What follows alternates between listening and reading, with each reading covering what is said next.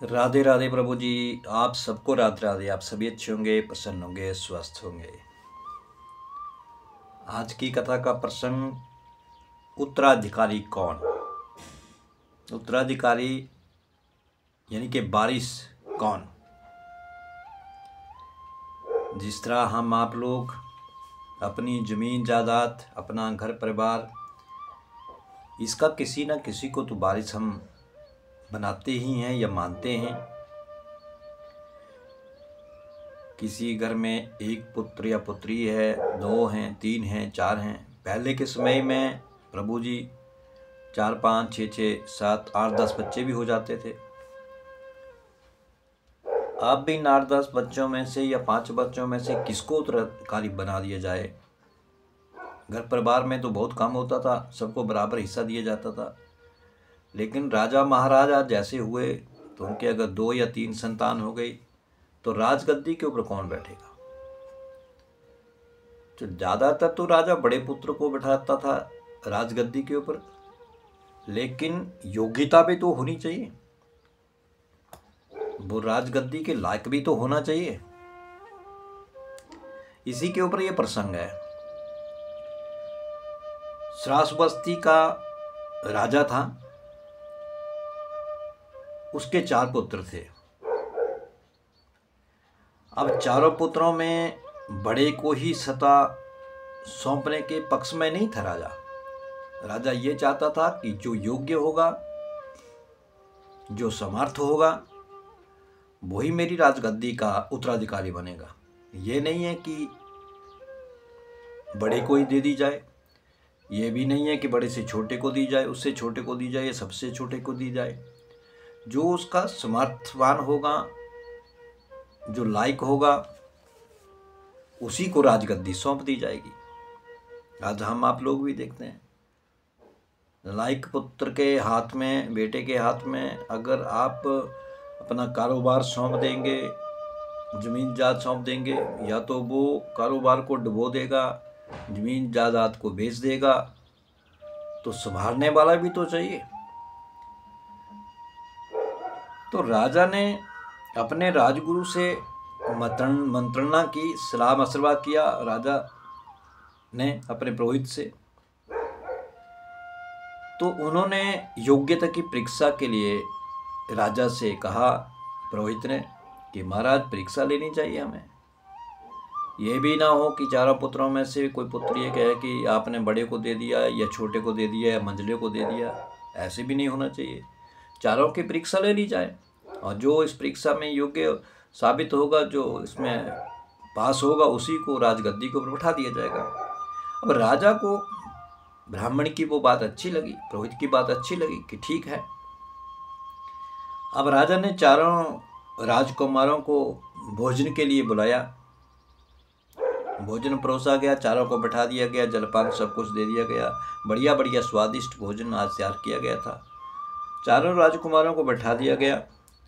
अब जैसे ही चारों राजकुमारों ने पहला ही कौर तोड़ा, तो राजा के संकेत पर राजा ने संकेत कर दिया। जैसे चारों ने भोजन का पहला कौर तोड़ा था, राजा ने अपने सैनिकों को आदेश कर दिया कि राजा के पास जो भूखे कुत्ते थे, खतरनाक कुत्ते थे, उनको उनके ऊपर छोड़ दिया, राजकुमारों के ऊपर। अब कुत्तों को छोड़ दिया तो कुत्तों तो फिर राजकुमारों के ऊपर टूट पड़ेंगे या भोजन के ऊपर टूट पड़ेंगे। जो मिठाई स्वादिष्ट वहाँ पे रखी है, स्वादिष्ट भोजन वहाँ पे रखा है, उसके ऊपर टूट पड़ेंगे। अब राजा ने ये कुत्ते छोड़ दिए, 4, 5, 6 कुत्ते छोड़ दिए ऊपर। अब जैसे उन्होंने पहला ही कौर जो था वो भोजन के लिए वो तोड़ा था खाने के लिए, सभी कुत्ते उनके पास आ गए, पहुँच गए और झपटने लगे, झपटा मारने लगे। अब राजकुमार उन कुत्तों को भगाने के लिए उनको मारने लगे, उनके पीछे भागने लगे और कुत्तों को भगाए वहां से। जो तीनों बड़े राजकुमार थे वो कुत्तों के पीछे पड़ गए और तीनों बड़े राजकुमार इस चक्कर में क्या हुआ, कुत्तों को भगाने में, जैसे बार कुत्तों को भगाएं और वापस आए तो बार बार कुत्ते फिर वापस आ जाएं। और वो भगाने में ही लगे रहे कुत्तों को। अब हुआ ये कि वो कुत्तों को भगाने के चक्कर में तीनों बड़े भाई जो थे वो भूखे रह गए। लेकिन जो सबसे छोटा बेटा था, जबकि जो छोटा राजकुमार था, वह तृप्त होकर के उसने भोजन किया, बड़े शांत स्वभाव के साथ भोजन किया, तृप्त होकर के और राजा के पास पहुंच गया। अब जैसे ही राजा के पास पहुंचा, राजा जी को प्रणाम किया। राजा ने पूछा कि बेटा, ये तीनों भूखे रह गए, आपके बड़े भाई, तुमने भोजन कैसे कर लिया? आपने कैसे भोजन ग्रहण कर लिया? सोचने वाली बात थी। जब तीनों भाई बड़े उन कुत्तों को भगाने में लगे रहे और तू खाने में लगा रहा, ये कैसे हुआ?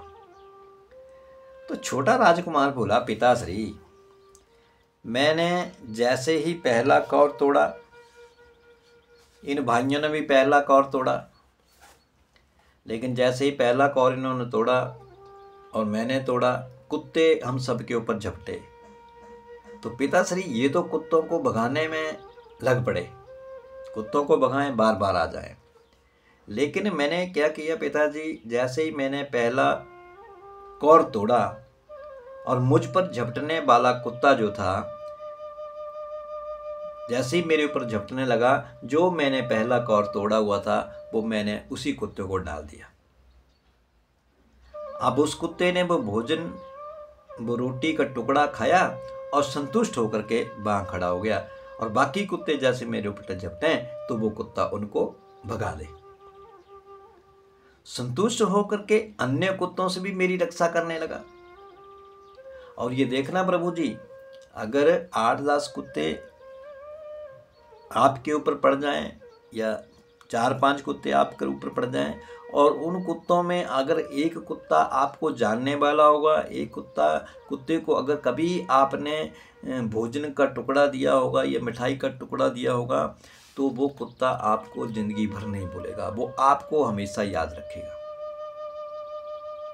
ये केवल इस जानवर के भीतर ही ऐसी बात है। बाकी आज इस संसार के भीतर, समाज में, आप अपनों के लिए भले ही जितना मर्जी कर दो, जितना मर्जी उनके लिए दान पुण्य कर दो, दे दो, वो एक दिन में नहीं, 1 महीने के बाद आपको भूल जाएगा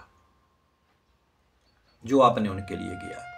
लेकिन ये जानवर ऐसा है, स्वान ऐसा जानवर है, कुत्ता ऐसा जानवर है, अगर आपने इसको 1 बार भोजन कर दिया, 2 बार भोजन कर दिया, 3 बार भोजन अगर दे दिया, वो प्रभु जी हमेशा आप जहाँ भी आप उसे मिलोगे, वो दुम हिलाता हुआ आपके पास खड़ा हो जाएगा। वो आपका एहसान जताएगा कि आपने मुझे भोजन दिया था, आपने मुझे वो मिठाई दी थी खाने को। और वो कभी आपको भूलेगा नहीं, भले ही आपने उसको 1 दिन, 2 दिन, 3 दिन ही भोजन डाला है, वो आपको कई वर्षों तक याद रखेगा। लेकिन एक मनुष्य को, एक व्यक्ति को, अगर आप 1, 2, 3 दिन की बात तो छोड़ो, साल भर भी अगर आप उसको भोजन करवाओगे, भोजन या किसी प्रकार की उसकी सहायता करोगे, प्रभु जी अगर आपने 1 दिन या 2 दिन या 6 महीने उसकी अगर सहायता नहीं की, उसकी मदद नहीं की, उसको भोजन नहीं दिया, तो जो 1 साल भर आपने उसकी मदद की थी, 1 साल भर आपने जो उसकी सहायता की थी, वो एक झटके में वो सब भूल जाएगा। मनुष्य की ये खासियत है। और जानवर को भले ही आपने 1 दिन दिया, 2 दिन दिया, 3 दिन दिया, उसके बाद देना बंद कर दो, लेकिन फिर भी वो आपको जिंदगी भर याद रखेगा। ये तो हमें उन कुत्तों से, उन स्वान से सीखना चाहिए। एक मनुष्य इतना दिमाग वाला होने के बावजूद, सब कुछ जानने के बावजूद भी मनुष्य को भूल जाता है, लेकिन वो जानवर नहीं भूलता। तो पिताजी, मैंने वो 1 कौ जो था, 1 रोटी का टुकड़ा मैंने उस कुत्ते को डाल दिया, और कुत्ते ने मेरी दूसरे कुत्तों से भी मेरी रक्षा की, और मैंने बड़े तृप्त होकर के फिर महाराज मैंने भोजन ग्रहण किया और मैं तृप्त हो गया। जब ये सब बात राजा ने सुनी छोटे बेटे से, तो यह सुनकर राजा ने छोटे राजकुमार को अपना उत्तराधिकारी घोषित करते हुए कहा कि छोटा राजकुमार जो है अपने साथ साथ प्रजा को भी संतुष्ट रखने में सफल रहेगा। क्यों? जिस तरह उसने खतरनाक कुत्ते को तृप्त कर दिया, भले भी कितना खतरनाक जानवर हो, अगर आप प्रेम से प्यार से अगर उसको सहलाएंगे, प्रेम से आप उसको कुछ खाने के लिए देंगे, तो भले ही कितना से कितना बड़ा खतरनाक जानवर होगा वो भी आपके बस में हो जाएगा। लेकिन मनुष्य ही ऐसा है, वो बाहर से भले ही वो खतरनाक दिखे ना दिखे, लेकिन भीतर से वो इतना खतरनाक होगा। आप उसके लिए जितना मर्जी करो, हेल्प करने की कोशिश करो, मदद करने की कोशिश करो, एक ना एक दिन वो आपको अपना जो भीतरपन का भाव है वो एक दिन आपको दिखा ही देगा।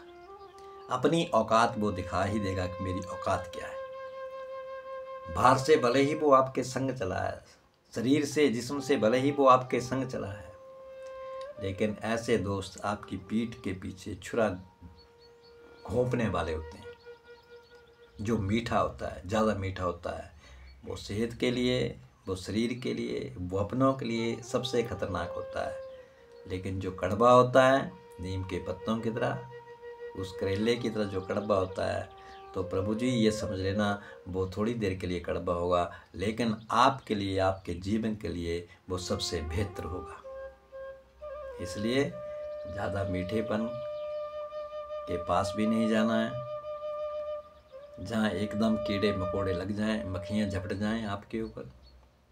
थोड़े कड़वे बन के रहोगे, थोड़ा कड़वा एहसास वाला मित्र होगा, तो ये समझ लेना वो आपके लिए अच्छा है, बेहतर है। और आपको कड़वा वही बोलेगा जो आपका अपना होगा, जो आपके हित के बारे में सोचेगा वही अपना होगा और वही कड़वा बोलेगा। इसलिए उस दोस्त का बुरा कभी मत माने। तो राजा ने उस बेटे को, छोटे वाले बेटे को राजगद्दी के ऊपर बैठा दिया। कहा जिस तरह इसने कुत्ते को संतुष्ट कर दिया और वो दूर खड़ा हो गया जाके, और उससे दूसरे कुत्तों से भी उसने उस बेटे की रक्षा की है, इसी प्रकार ये बेटा जो है मेरा छोटा, ये राज्य को संभालेगा, क्योंकि इसके भीतर वो बात है जो खुद भी संतुष्ट होगा और दूसरों को भी संतुष्ट करेगा। अब दूसरों को संतुष्ट करेगा, प्रजा को संतुष्ट होगी, तो वहाँ शत्रु भी बुरी नज़र से नहीं दे सकते उन कुत्तों की तरह, क्योंकि उसके मित्र भी बहुत होंगे, वो रक्षा कर ही देंगे। तो आज का ये प्रसंग सच्चा उत्तराधिकारी कथा का प्रसंग आपको कैसा लगा? अवश्य लाइक करें और शेयर करें और मेरे चैनल को सब्सक्राइब करें। सबको राधे राधे।